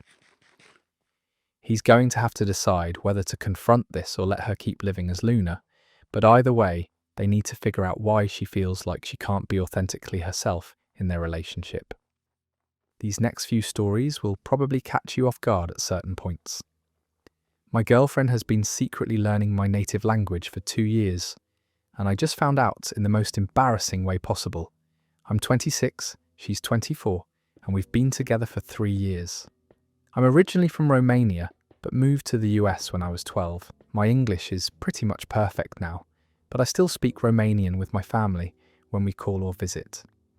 Jessica has always been curious about my background and culture, but I never thought she was seriously interested in learning the language. It's not exactly the most popular choice for Americans to pick up. Whenever my mum would call and I'd switch to Romanian, Jessica would just smile and continue whatever she was doing. Sometimes she'd ask what we talked about, and I'd give her the basics. Here's where it gets interesting. My family has this tradition where we're pretty blunt about relationships, like brutally honest about whether we think someone is right for our relatives. I always knew they'd be sizing up Jessica, but I figured I was safe since she couldn't understand what they were saying. So last month, my parents came to visit for the first time since Jessica and I moved in together. Everything was going great. We were having dinner. Everyone seemed to be getting along. My mum was asking Jessica about her job. My dad was showing her photos from back home. Very wholesome family bonding time. Then my mum and dad started talking to each other in Romanian, while Jessica was in the kitchen getting dessert. This is where I made my mistake. I joined in their conversation, and we started discussing Jessica, but not in a mean way. Actually, the complete opposite. My mum was saying how much she liked Jessica, how she could tell Jessica made me happy, how she hoped we'd get married soon. My dad was agreeing, saying he thought she was perfect for me, and that he hadn't seen me this content in years. Then my mum said something that made me laugh, about how Jessica was probably the first girlfriend I'd brought home who didn't make her want to hide the good silverware. We were all chuckling about this when Jessica walked back in with the cake. She set it down, looked at all three of us, and said in perfect Romanian, "I promise I won't steal the silverware, but I can't make the same promise about your son." The silence that followed was deafening. My parents' faces went through about 5 different emotions in the span of 10 seconds. I think I actually choked on my wine. Jessica just stood there with this huge grin on her face, clearly proud of herself for pulling off what might be the most elaborate surprise in relationship history. Turns out she's been taking Romanian lessons online for almost 2 years. She started right after my cousin's wedding when she realised how left out she felt, not understanding what my family was saying. She'd been practicing pronunciation by listening to our phone calls and had apparently reached the point where she could follow most conversations. She understood everything we'd said about her. Not just that night, but probably dozens of previous conversations. Every time my mum called to ask if I was treating Jessica well, every time my dad would tell me not to mess things up with this one, every time they'd switch to Romanian to discuss whether they thought she was marriage material. The embarrassing part isn't that we said anything bad about her. The embarrassing part is that my family has apparently been planning our wedding for months and discussing it openly because they thought she couldn't understand. My mum had already started researching Romanian wedding traditions she wanted to incorporate. My dad had been asking my uncle about venues back home in case we wanted a ceremony there. Jessica knew all of this and just let us keep talking. She said she wanted to wait until she was confident enough to have a full conversation before revealing her secret. She'd actually been planning to surprise me on my birthday next month, but couldn't resist the perfect moment. Now my parents are completely obsessed with her. My mum has already switched to calling Jessica directly, instead of going through me. And they have these long conversations in Romanian that I'm not even included in. My dad sent her a Romanian cookbook and has been texting her recipes. The weirdest part is adjusting to not having that private language anymore. I can't complain about work to my mum without Jessica chiming in with advice. I can't tell my dad about some stupid argument Jessica and I had without her defending herself in fluent Romanian. But honestly, I've never been more attracted to her. The dedication it took to secretly learn an entire language just to better connect with my family is insane. She literally spent 2 years working toward this moment, and the way she revealed it was so perfectly timed and confident. We're definitely getting married. My mum has already made that very clear in both languages. That story just ended. And wow, imagine spending 2 years secretly learning someone's language just to surprise them. That's either incredibly romantic or mildly terrifying, depending on how you look at it. But the fact that she held back for the perfect moment and then delivered that comeback about stealing the sun instead of the silverware. Chef's kiss. That's the kind of long-term planning that either builds the strongest relationships or the most elaborate revenge plots. Speaking of surprises that change everything, this next story takes a completely different turn. I accidentally became the other woman and didn't find out until I was already in love. I'm 28 and I met David at a coffee shop 6 months ago. He was reading this obscure philosophy book that I'd written my thesis on. So I struck up a conversation. We talked for 3 hours straight about everything from existentialism to terrible Netflix shows. He asked for my number and we started texting constantly. Our first official date was incredible. He took me to this tiny bookstore that stayed open late and we wandered around reading passages to each other from random books. It sounds cheesy, but it was magical. The thing is, David was always a little mysterious about his schedule. He could only see me on certain days, usually weekdays and never on weekends. When I asked about it, he said he worked weird hours in consulting and had to travel a lot for clients. It seemed reasonable enough. He never wanted me to come to his place, always insisted on coming to mine or meeting somewhere neutral. Again, he said his apartment was temporary while he looked for something better, and he was embarrassed by it. I thought he was just being self-conscious. The red flag I ignored was that he never posted anything about me on social media, like nothing. I'd tag him in things and he'd like them but never shared anything himself. When I brought it up, he said he liked keeping his personal life private and preferred living in the moment rather than documenting everything. All of these things seemed like minor quirks, not deal breakers. He was attentive, thoughtful, remembered every detail about things I told him. He'd show up with my favourite pastries from this bakery across town, leave little notes in books he'd lend me, send me photos of things throughout the day that reminded him of me. I was falling hard, like planning our future together, wondering if he was the one kind of falling. We'd started saying, "I love you," talking about trips we wanted to take together, discussing moving in together once his lease was up. Then last Tuesday happened. I was having lunch with my co-worker Rachel when she suddenly grabbed my arm and pointed across the restaurant. She was staring at David, who was sitting in a corner booth with a woman and 2 young kids. My first thought was maybe it was his sister and her children. But then the woman leaned over and kissed him. Not a friendly peck, a real kiss, and he kissed her back. One of the kids, who couldn't have been more than 5, climbed into his lap and started showing him drawings from what looked like school art class. I felt like I was going to throw up. Rachel was asking if I was okay, but I couldn't process what I was seeing. David was being so natural with them, so comfortable. He was cutting up the little boy's food, wiping the girl's face, having what looked like a completely normal family lunch. I sat there for 20 minutes just watching them. The way he interacted with those kids, it was clear they knew him well. The woman was showing him something on her phone, and they were both laughing. She was wearing a wedding ring. He wasn't, but then again, he never wore any jewellery when he was with me either. When they got up to leave, I saw David help the woman with her coat and hold the door for his family. His family, because that's obviously what they were. I went home and immediately started going through his social media accounts like a detective. His Instagram was pretty sparse, but I found photos from 2 years ago that he hadn't deleted, pictures with the same woman, tagged at various coupley locations. Her account was private, but her profile picture showed her with the 2 kids. Then I found his Facebook, which he apparently forgot he had. Relationship status, married, tagged in dozens of family photos going back years.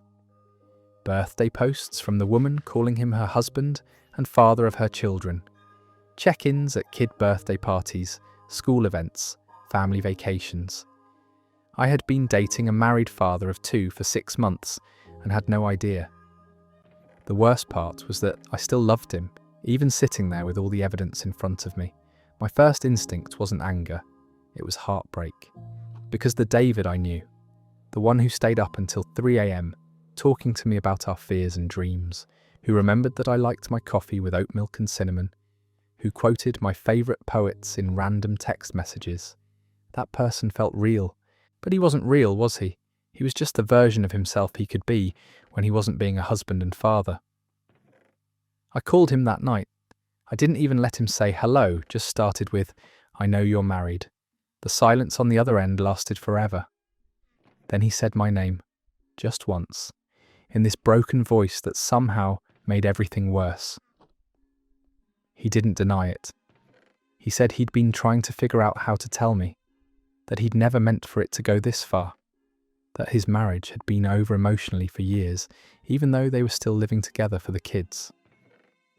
All the classic lines that I'm sure every cheating husband has used since the beginning of time.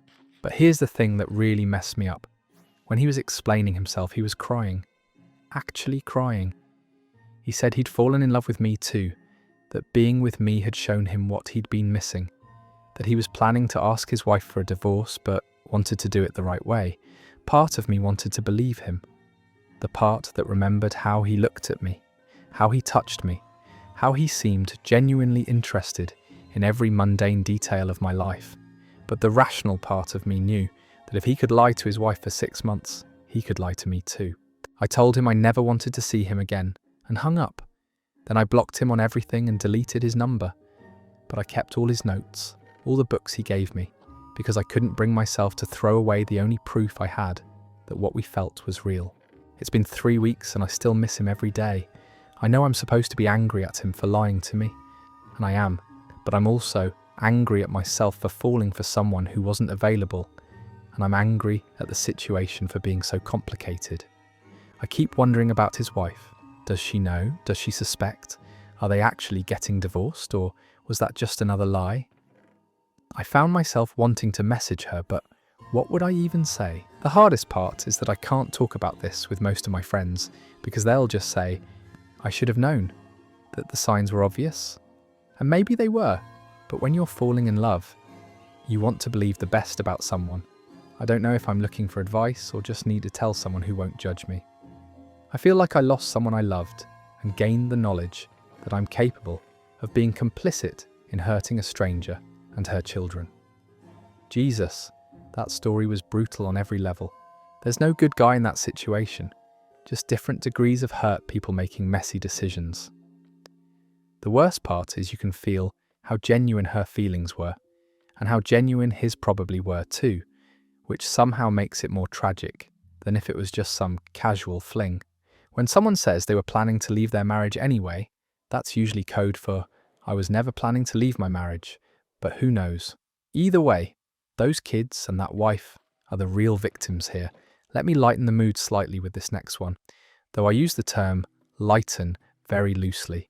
My roommate has been stealing my identity to catfish people online, and I only found out because one of her victims showed up at our apartment. I'm 25, she's 23, and we've been living together for 8 months. Cara seemed normal when we met through a roommate app. Clean, quiet, paid her bills on time, never brought random people over. Perfect roommate material. About 3 months ago, I started noticing weird things. People would stare at me when I was out running errands, like they recognized me but couldn't place where from. A few times someone would wave or try to start a conversation, and I'd have no idea who they were. I figured maybe I just had one of those faces. Then my neighbour asked me how my modelling career was going. I laughed and told him I wasn't a model, never had been. He looked confused and said he'd seen my photos online, that I was really talented. When I pressed him for details, he got embarrassed and changed the subject. I started paying more attention to Cara's behaviour. She was always on her phone, constantly taking selfies, but never posting anything on her own social media accounts that I could see. She'd get packages delivered almost daily, always beauty products and clothes, which seemed weird since she worked retail and was always complaining about money. The breaking point came last Saturday. I was home alone, binge-watching Netflix in my pyjamas, when someone started pounding on our door. Not knocking, pounding. I looked through the peephole and saw this guy I'd never seen before, maybe mid-30s, holding flowers and looking frantic. I cracked the door open, with the chain still on, and asked what he wanted. He said my name, my actual name, and started crying, like full breakdown sobbing. He said he'd driven 6 hours to see me, that we'd been talking for months, and he was in love with me. I told him he had the wrong person, that I'd never seen him before in my life. He pulled out his phone and started showing me screenshots of conversations. Messages that were definitely flirty, definitely romantic, and definitely not from me. But they were under my name, with photos of me. The photos were ones I'd posted on Instagram, but also ones I'd never seen before. Pictures of me sleeping, pictures taken from outside my work, pictures of me through our apartment window that I definitely didn't know existed. This man, Trevor, had been talking to what he thought was me for 4 months. They'd planned this visit weeks in advance. He'd taken time off work, booked a hotel room, bought an engagement ring. An engagement ring. He was planning to propose to someone he'd never actually met, using my face and my name. I let him in, and we went through his phone together. The person pretending to be me had created an elaborate backstory. I was supposedly a freelance photographer who travelled a lot for work, which explained why I couldn't meet up before now. I was an only child whose parents died in a car accident, which explained why I never talked about family. I was recovering from a bad relationship and taking things slow, which explained why we'd never video chatted. All of these details were things Cara would have known about me, from living together and casual conversations. She'd taken the basic facts of my life and created a whole fictional version of me. The worst part was reading the conversations. They weren't just casual flirting, they were deep emotional exchanges. This woman, using my identity, had convinced Trevor that they had this profound connection. She'd comforted him through his divorce, celebrated his promotion at work, helped him through his dad's cancer diagnosis. Trevor was devastated when I explained what was happening. He kept saying he couldn't understand how someone could be so cruel, that the person he'd been talking to seemed so genuine and caring. I felt horrible for him, but also violated in a way I couldn't even process. I called the police while Trevor was there. They took a report but said this kind of catfishing was hard to prosecute unless money was involved. They suggested I change all my social media settings and consider a restraining order against Cara. When Cara got home that night, I confronted her immediately. I showed her Trevor's phone, demanded an explanation. At first she tried to deny it, said maybe someone else was using my photos. But when I mentioned specific details from the conversations that only she would know, she broke down. She said she'd started catfishing people because she was lonely and insecure about her appearance. She thought using my photos would just be temporary, just until she built up confidence to use her own. But then people started responding positively, and she got addicted to the attention. She'd been juggling multiple fake relationships using my identity. Trevor was just one of 7 men she'd been stringing along, some for months, some for over a year. She had spreadsheets to keep track of the lies she'd told each person. The part that made me sick was that she'd been taking photos of me without my knowledge for months. She had hundreds of pictures of me sleeping, showering, changing clothes, just living my normal life. She'd been selling some of them online and using others to maintain her fake relationships. I moved out the next day. I'm staying with my sister while I figure out next steps legally. I've had to make all my social media completely private, and I'm constantly paranoid that someone's going to approach me thinking they know me. The saddest part is Trevor. He asked if he could stay in touch with the real me, not because he was interested romantically, but because he felt like he needed closure. We've exchanged a few messages, and he seems like a genuinely nice guy who got caught up in someone else's twisted game. I keep thinking about the other men Cara was manipulating. How many Trevors are out there, thinking they're in love with me, planning visits or worse? I've tried to track down the fake profiles, but she's deleted everything, and I don't have enough information to warn them. Story's over. That's absolutely nightmare fuel. The level of violation here goes so far beyond normal roommate drama. This woman literally stole her identity, sold intimate photos, and created fake emotional relationships with multiple people. And the fact that Trevor seems like a decent guy who got emotionally destroyed just makes it worse. Some people really will do anything for attention, even if it means ruining multiple lives in the process. Here's something that'll make you question dating apps forever. I matched with someone on a dating app who turned out to be my therapist's daughter, and now my entire support system is compromised. I'm 29, and I've been seeing Dr. Martinez for anxiety and relationship issues for about 2 years. She's been amazing, really helped me work through some childhood trauma and build healthier patterns in dating. Last month I was swiping through Bumble when I came across this gorgeous woman named Sophia. Great smile, interesting bio. Seemed like we'd have a lot in common. We matched immediately and started chatting. The conversation flowed naturally. She was funny and smart, and we decided to meet for coffee that weekend. The date was fantastic. We talked for hours about books, travel, our careers. She mentioned she was in graduate school for psychology, which I thought was cool, since I'd been in therapy and had a lot of respect for the field. We had this immediate chemistry that I hadn't felt with anyone in years. We went on 3 more dates over the next 2 weeks. Each one was better than the last. We had similar senses of humour, compatible values, amazing physical chemistry. I was starting to think she might be someone special. Then came my regular therapy appointment with Dr. Martinez. I was telling her about this new woman I'd been seeing, how excited I was about the connection, how different it felt from my previous relationships. Dr. Martinez was asking her usual thoughtful questions, helping me process why this felt different.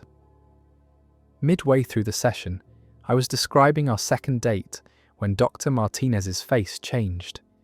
She got this weird expression and asked me to describe Sophia physically. When I did, she went completely pale. She asked if I had a photo. I showed her Sophia's profile picture, and Dr. Martinez just stared at it for the longest time. Then she said we needed to stop the session and that she had to make a phone call. I was confused but figured maybe she had an emergency with another client. She stepped out for a few minutes, and when she came back, she looked like she'd seen a ghost. That's when she told me. Sophia was her daughter. The silence in that room was deafening. I felt like the world had shifted sideways.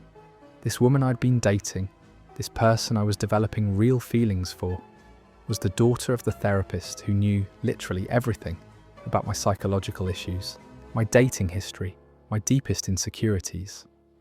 Dr. Martinez explained that she'd recognized the details of our dates because Sophia had been telling her about this great guy she'd met. Neither of them had put the pieces together until that moment because Sophia only knew my first name from the app, and Dr. Martinez obviously couldn't share details about her clients. The ethical implications hit me immediately. Dr. Martinez had access to information about my mental health, my relationship patterns, my family trauma, information that could theoretically influence how she advised her daughter about dating me. Even if she never shared it directly, she knew things about me that Sophia didn't. Dr. Martinez said she needed to refer me to another therapist immediately. She couldn't continue treating me while I was dating her daughter. It was a massive conflict of interest. She seemed genuinely upset about it, said she hated having to end our therapeutic relationship when we'd made so much progress. But the worst part was figuring out what to tell Sophia. I couldn't explain why we suddenly couldn't see each other without revealing that I'd been in therapy, which felt like too much personal information for someone I'd only been dating for a few weeks. I tried to be vague at first, told her something had come up, that the timing wasn't right, that I needed to focus on some personal stuff. She was confused and hurt, said everything had seemed to be going so well between us. When she pressed for a real explanation, I ended up telling her the truth, that I'd been seeing a therapist for a while and had just discovered it was her mother. She was shocked, then mortified, then angry that neither of us had figured it out sooner. Sophia said she understood why we couldn't keep dating, but she was upset about losing what felt like a real connection. She also felt weird about the fact that her mum knew intimate details about someone she'd been sleeping with. The whole thing has been a disaster. I lost my therapist, who I'd built a real relationship with over 2 years. I lost a potential romantic partner, who I was genuinely excited about. And now I have to start over with a new therapist and explain this entire bizarre situation. Dr. Martinez did refer me to a colleague, but it's frustrating having to rebuild that trust and therapeutic relationship from scratch. The new therapist is fine, but she's not Dr. Martinez, and I'd made real progress that now feels interrupted. Sophia and I texted a few times after everything came out, but it was too awkward. We both agreed it was better to just let it go, even though we both admitted we were disappointed about what could have been.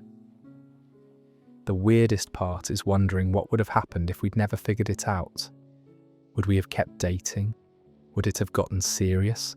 Would Dr. Martinez have eventually had to tell us or just lived with the conflict of interest? I've been thinking about moving to a different city just to avoid the possibility of running into either of them. It's a small world, and the dating scene here isn't that big. The whole thing has made me paranoid about matching with anyone else online. That story just ended. Talk about a cosmic joke.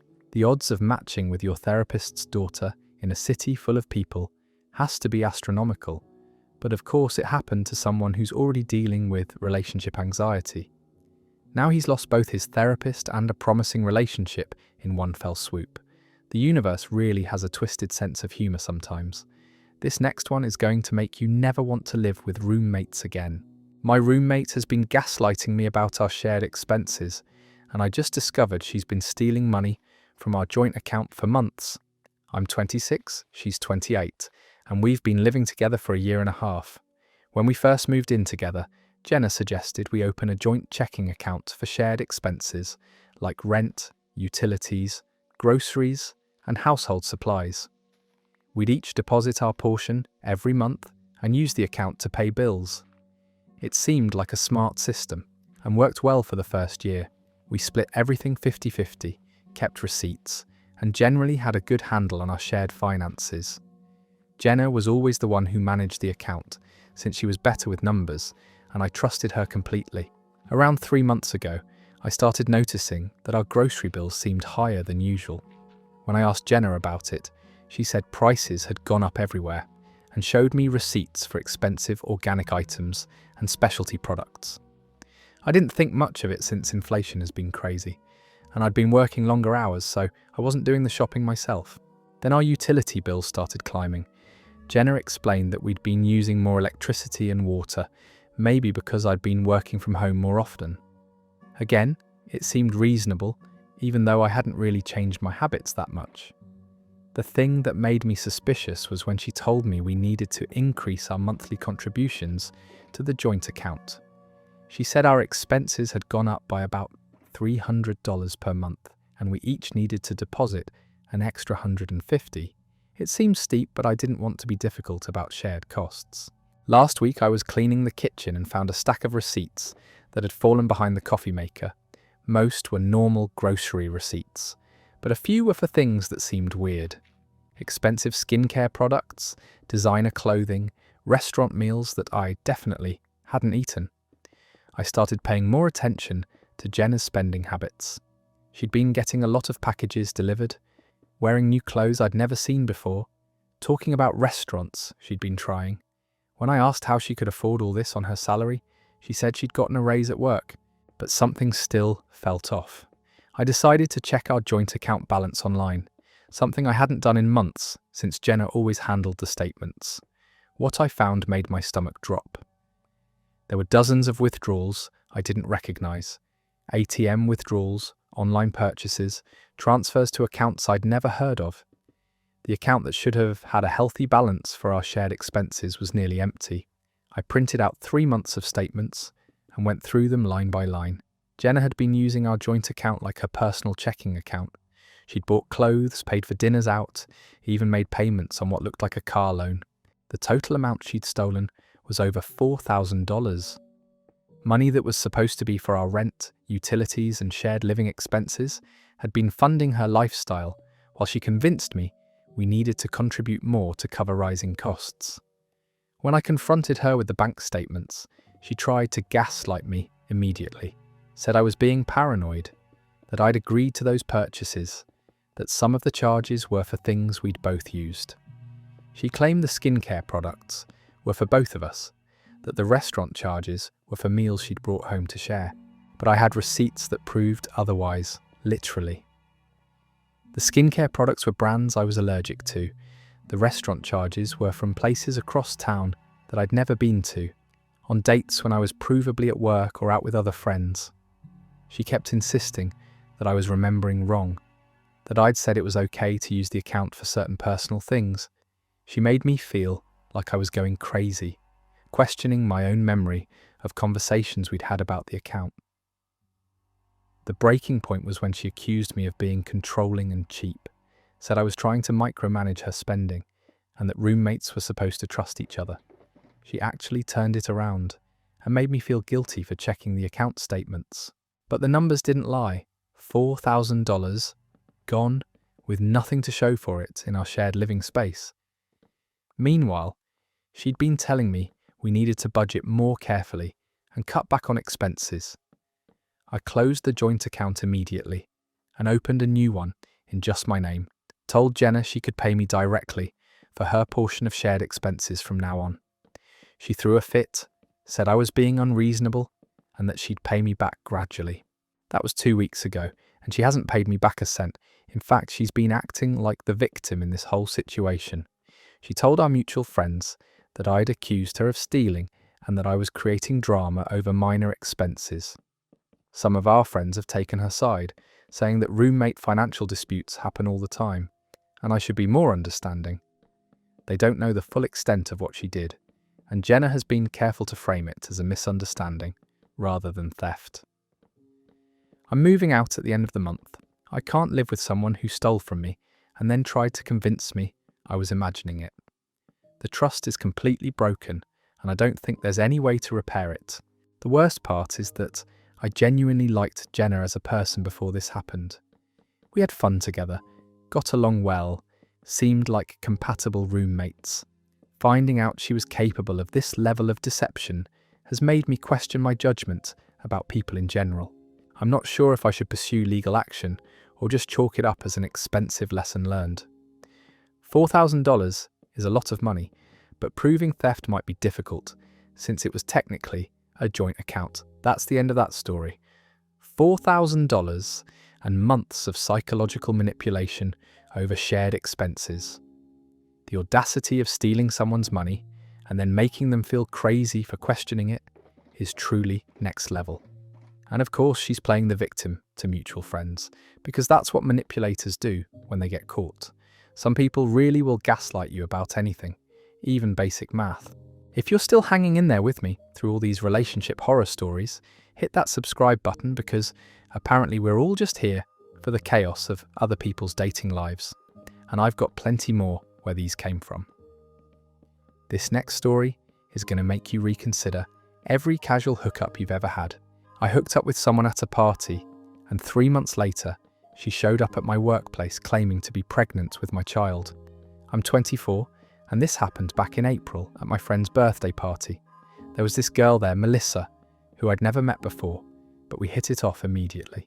We spent most of the night talking and ended up going back to my place. It was supposed to be a one-night thing. We exchanged numbers the next morning, but only texted a few times over the following weeks. Nothing serious, just casual check-ins. She seemed cool, but we were both clear that neither of us was looking for anything serious. Then in July, completely out of nowhere, Melissa showed up at my office. I work at a marketing firm downtown, and she somehow found out where I worked and just appeared in our lobby asking for me. My receptionist called back confused, saying there was someone there claiming to have important personal business to discuss. When I went out to meet her, Melissa looked different, more serious, kind of frantic. She asked if we could talk privately, and I took her to one of our small conference rooms. That's when she dropped the bomb. She said she was pregnant and that I was the father. My brain completely short-circuited. We'd used protection, I was sure of it. I asked her if she was certain, and she said she'd taken multiple tests and even been to a doctor. Then she started talking about what we were going to do about it. Not asking, telling. She said she'd decided to keep the baby and that she expected me to be involved financially and emotionally. She had this whole plan mapped out about how we'd co-parent and what kind of support she'd need from me. I was in complete shock. This woman I'd slept with once 3 months ago was sitting in my workplace telling me I was going to be a father and making decisions about our future without any input from me. I told her I needed time to process this and asked if we could meet later to talk more. She gave me her number again and said she'd expect to hear from me within a few days about how I wanted to handle things. After she left, I couldn't focus on anything. I kept replaying that night in April, trying to remember every detail. I was pretty sure we'd been careful, but alcohol was involved and maybe something had gone wrong. I called my best friend and told him what happened. He immediately said something felt off about the whole situation. Why would she wait 3 months to tell me? Why show up at my work instead of calling first? Why did she seem to have everything planned out already? Those questions started eating at me. So I did something that probably makes me a terrible person, but I had to know. I hired a private investigator to look into Melissa's background. What he found was disturbing. Melissa had a history of this exact scenario. 3 different men in the past 2 years had filed police reports claiming she'd falsely accused them of getting her pregnant. In each case, she'd demanded money for medical expenses and threatened to cause problems at their workplaces if they didn't pay. None of those men were actually fathers. She'd never been pregnant any of those times. It was a scam she'd been running, targeting guys she met at parties or through dating apps. The PI also found out that Melissa wasn't even pregnant currently. She'd been posting on social media regularly, and there was no indication of pregnancy. She was still going to bars, posting photos of herself drinking, wearing tight clothes that would show any kind of bump. Armed with this information, I called her and said I wanted to meet. We agreed to meet at a coffee shop near my apartment. I brought printed copies of everything the PI had found. When I confronted her with the evidence, she completely broke down. At first she tried to deny it, said the other men were lying, that this time was different. But when I showed her the social media posts and timeline inconsistencies, she couldn't keep up the lie. She admitted she wasn't pregnant, said she'd been desperate for money, and thought I looked like someone who would pay to make the problem go away. She'd researched my workplace online and figured showing up there would pressure me into cooperating. The whole thing had been planned from the beginning. She'd targeted me at the party specifically because I seemed successful and stable. She'd even researched my job and salary range before approaching me. What made it worse was that she didn't seem to understand how messed up this was.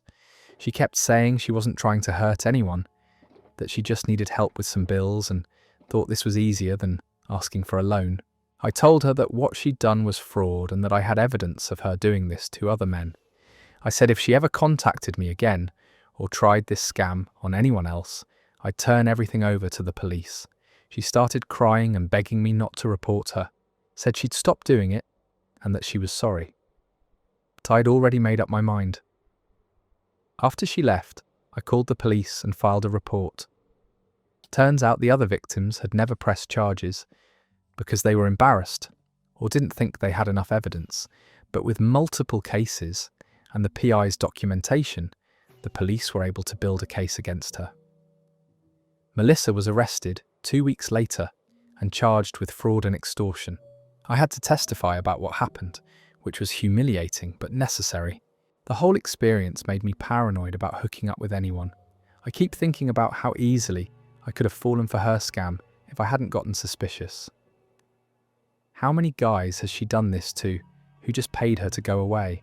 The detective told me that pregnancy scams are more common than people think, especially targeting young professionals who have money to lose and reputations to protect. I've completely changed how I approach casual relationships now. I'm way more careful about who I trust, and I always make sure I have some way to verify things if they seem off. That story is absolutely diabolical. The fact that she had this down to a system, researching victims beforehand and showing up at their workplaces to maximize pressure, shows a level of calculated manipulation that's genuinely scary. Thank God this guy trusted his instincts and hired that PI, because imagine how many other men just paid up to avoid the drama. Some people really will weaponize anything, even fake pregnancies, to make a quick buck. Here's one that'll make you question whether long-distance relationships can ever actually work. My long-distance boyfriend of 2 years has been living a completely different life, and I found out through TikTok. I'm 23, he's 25, and we met during my study abroad semester in London. Ryan was doing his master's degree there, and I was just there for 4 months, but we connected immediately. When my program ended and I had to come back to the US, we decided to try long distance. It seemed worth it because what we had felt really special. We'd video chat every day, text constantly, and he'd even started talking about transferring to a university here so we could be together. The time difference was rough, but we made it work. He'd call me before I went to work in the morning, which was evening for him. We'd watch movies together online, play games, send each other care packages, all the typical long-distance relationship stuff. Ryan always seemed busy with school and his part-time job, so I understood when he couldn't talk as much some weeks. He'd tell me about his classes, his flatmates, his job at this bookstore near campus. Everything seemed normal and consistent with what I knew about his life. About 6 months ago, he started being less available for our scheduled calls. He'd cancel last minute, saying he had to work late or had a big assignment due. When we did talk, He seemed distracted, like his mind was somewhere else. I chalked it up to stress from his thesis and tried to be understanding. Long distance is hard enough without adding pressure when someone's dealing with school stuff. Then last month, my friend Casey sent me a TikTok video with a message that just said, "Isn't this your boyfriend?" Wahib. I opened it and my heart completely stopped. It was Ryan, but not the Ryan I knew. He was at what looked like a house party, arm around some girl I'd never seen before, laughing and clearly drunk. The caption on the video said something about couple goals and was posted by the girl he was with. I watched it probably 50 times, trying to convince myself it wasn't him. But it was definitely Ryan. And he was definitely not acting like someone in a committed long-distance relationship. I went to the girl's profile and found dozens of videos and photos with Ryan going back months, beach trips, dinner dates, cozy nights in watching movies, all the things he'd been telling me he was too busy with school to do with me. Her bio said she was also a student at his university. In some of the videos, she referred to Ryan as her boyfriend. There were photos of them holding hands, kissing, looking completely comfortable and established as a couple. The timeline was what really broke me. These weren't recent posts from after we'd maybe broken up. Some of the earliest photos with her were from almost a year ago, right around the time he'd been telling me how much he missed me and couldn't wait for me to visit him. I spent hours going through her social media, piecing together their relationship. They'd been together for at least 10 months, maybe longer. She clearly had no idea I existed, based on how openly she posted about him. There were photos of Ryan meeting her parents, attending her friends' birthday parties, going on weekend trips together. He was living a full relationship with this woman while maintaining our long-distance relationship with me. The most painful part was seeing how happy he looked with her. In all the photos and videos, he had this relaxed, genuine smile that I recognized from when we first met. He looked like himself, not stressed or distant like he'd been on our recent video calls. I screenshot everything before confronting him. When I called him that night, he answered like nothing was wrong, asking about my day and talking about some paper he was writing. I didn't ease into it. I just said, "Who is Emma?" I then sent him one of the photos I'd found. The silence on his end lasted forever. Then he started stammering, trying to explain.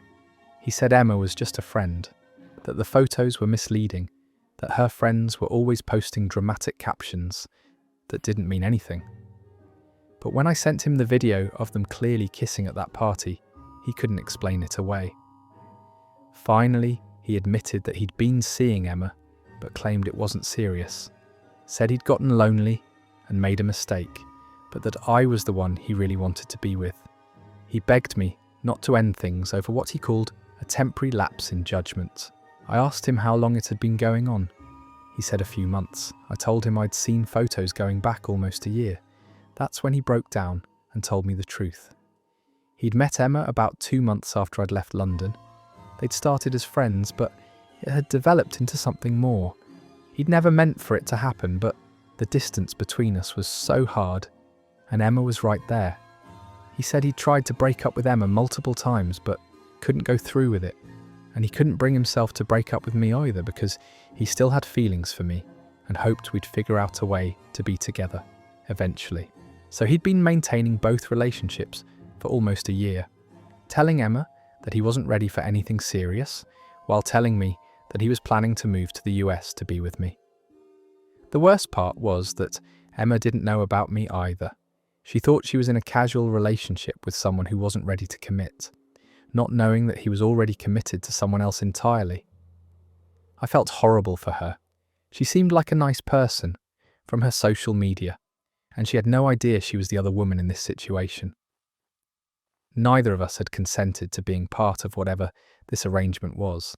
I ended things with Ryan immediately, told him he was a coward for stringing both of us along instead of making a choice. Then I did something that probably makes me petty, but I don't regret it. I found Emma on Instagram and sent her a message explaining the situation. I included screenshots of my conversations with Ryan, photos he'd sent me, evidence that we'd been in a relationship this whole time. Emma was devastated, but grateful that I'd told her. She said she'd had suspicions that Ryan was hiding something, but never imagined it was another girlfriend. She'd been pushing for them to make things official, and he'd always had excuses about not being ready. We actually ended up talking for hours about all the lies Ryan had told both of us.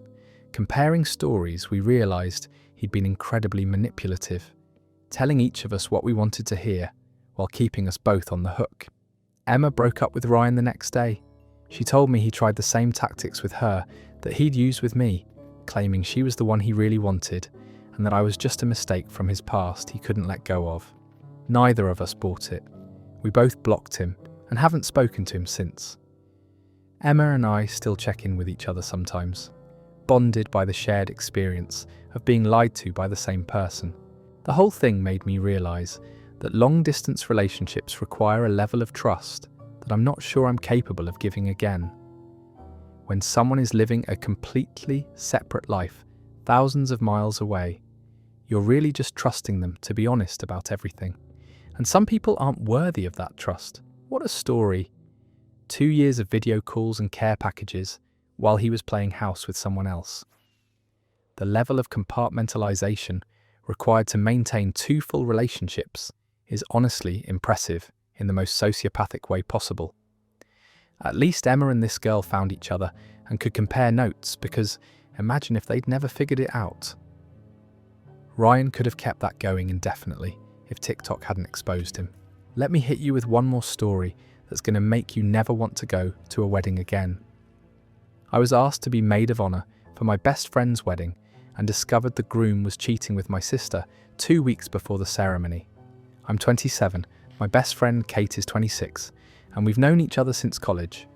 When she got engaged to Derek last year, I was genuinely happy for her. Derek seemed like a good guy, and Kate was head over heels in love. Kate asked me to be her maid of honour, and I was honoured. We'd been planning this wedding for months, and Kate had put so much thought and effort into every detail. She'd found this perfect venue, designed her own invitations, even learned calligraphy to address them all by hand. My sister Jess is 24 and had been dating Derek's friend Mike for about 6 months. Through that connection, she'd gotten to know Derek pretty well, and was invited to the wedding as Mike's +1. Everything seemed normal and friendly between all of us. 2 weeks before the wedding, I was at Kate's apartment helping her with final preparations. We were organising seating charts and gift bags when Kate got a call from the florist about some last-minute changes to the bouquets. She stepped outside to take the call. While she was gone, her phone buzzed with a text notification on the counter. I normally wouldn't look, but the preview showed part of a message that caught my attention. It said something like, "Can't wait to see you tonight," with a heart emoji. I figured it was from Derek, which would be sweet, but something about the contact name looked off. When Kate came back in, I mentioned that she'd gotten a text that seemed romantic, and asked if she and Derek had special plans that night. Kate looked confused and said they didn't have any plans, that Derek was supposedly working late at his accounting firm. She picked up her phone to check the message, and her face went completely white. The text wasn't from Derek, it was from someone saved in her phone as Jessica work, but the message was definitely not work-related. It said, "Derek's working late again. Perfect timing. Can't wait to feel your hands on me tonight, baby." Kate stared at the message for what felt like forever. Then she looked at me and asked if I thought there was any chance this was meant for someone else. I wanted to say yes, but the message was clearly sent to Kate's number specifically. That's when Kate admitted something that made my stomach drop. She said she'd been getting weird messages like this for months, always from numbers she didn't recognise or contact names that seemed fake. She'd assumed they were spam or wrong numbers and had been deleting them, but looking at this one more carefully, she realised the contact name, Jessica Work, had been in her phone for a while. She'd never questioned it because she thought maybe it was some work contact she'd forgotten about. We went through her message history with this contact and found dozens of explicit messages going back months. All of them referencing Derek, all of them clearly from someone who was sleeping with him regularly. The messages painted a picture of an ongoing affair, references to meeting at hotels, to times when Kate would be out of town, to covering for each other when their partners got suspicious. Kate was shaking as she read through them. She kept saying she couldn't believe Derek would do this to her, especially so close to their wedding. All the money they'd spent, all the plans they'd made, all their friends and family who were travelling for the ceremony. Then I noticed something in one of the messages that made my blood run cold. The person had mentioned something about your sister being so clueless, and how funny it was that they were hiding right under everyone's noses. Kate looked at me with this horrible realization dawning on her face. She asked me if I thought Jessica could be my sister Jess. I wanted to say no, but everything was starting to add up in the worst possible way. Jess had been spending a lot of time with Derek lately, always saying it was because of wedding planning, or because Mike couldn't make it to certain events. She'd been the one suggesting group activities that would put her and Derek in the same place. Kate called the number that had been texting her. It rang once, and then we heard a familiar ringtone coming from the hallway outside Kate's apartment. Jess's ringtone. My sister was standing in the hallway, probably about to knock on Kate's door, with her phone ringing in her hand. When she saw us looking at her through the peephole, she knew she'd been caught. Kate opened the door and asked Jess directly if she'd been sleeping with Derek. Jess tried to deny it at first, but Kate showed her the messages. All the evidence was right there. Finally, Jess broke down and admitted everything.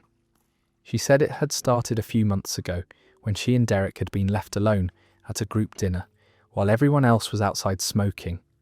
They'd started talking and there had been this connection. She claimed she'd tried to stop it multiple times, but that Derek kept pursuing her, said he'd told her that he wasn't sure about marrying Kate, that he was having doubts but didn't know how to call off the wedding. Kate was devastated. She asked Jess how she could do this to her, how she could sit through months of wedding planning knowing she was sleeping with the groom.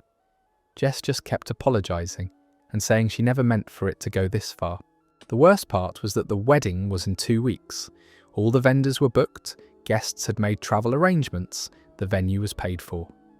Kate had to decide whether to confront Derek and potentially call off the wedding, or pretend she didn't know and figure out what to do after. She chose to confront Derek immediately, called him and told him to come over, that they needed to talk. When he arrived and saw both me and Jess there, he knew something was wrong. Kate showed him the messages and asked him to explain. Derek tried the same tactics Jess had used, claiming it was a mistake, that he'd been having cold feet about the wedding and had made bad decisions. But Kate wasn't buying it. She asked him how long he'd been planning to continue the affair after they got married, whether he'd been planning to leave her eventually or just keep cheating indefinitely. Derek couldn't give her a straight answer. He kept saying he loved her and wanted to marry her, but that he'd gotten confused and made mistakes. He begged her not to call off the wedding over what he called a temporary lapse in judgment. Kate told him she needed time to think. Derek left and Jess left with him. I stayed with Kate while she processed everything and decided what to do. Ultimately, Kate called off the wedding. She said she couldn't marry someone who'd been cheating with her maid of honor's sister, and she couldn't trust Derek to be faithful going forward. The next few days were a nightmare of cancelling vendors, notifying guests, and dealing with the financial fallout. Kate lost thousands of dollars in deposits, and her parents had to help cover the costs of cancelling everything. Jess and Derek apparently kept seeing each other after the wedding was called off. They're still together now, almost 6 months later. Kate and I haven't spoken to Jess since everything came out. The whole experience destroyed multiple relationships at once. Kate lost her fiancé and had to deal with the humiliation of calling off her wedding. I lost my relationship with my sister over her betrayal of my best friend. And Kate's family lost money and had to explain to all their relatives why the wedding was suddenly cancelled. That was the end of that story. Your own sister sleeping with your best friend's fiancé 2 weeks before the wedding is the kind of betrayal that splits families permanently. The fact that Jess is still with Derek just proves this wasn't some drunken mistake. It was a calculated decision to blow up multiple people's lives for their own selfish desires. Some bridges really can't be rebuilt after being burned that thoroughly. If you've made it through all these relationship disasters, consider subscribing because, like I said, I read stories just like these every single day. Take care, and I will see you tomorrow.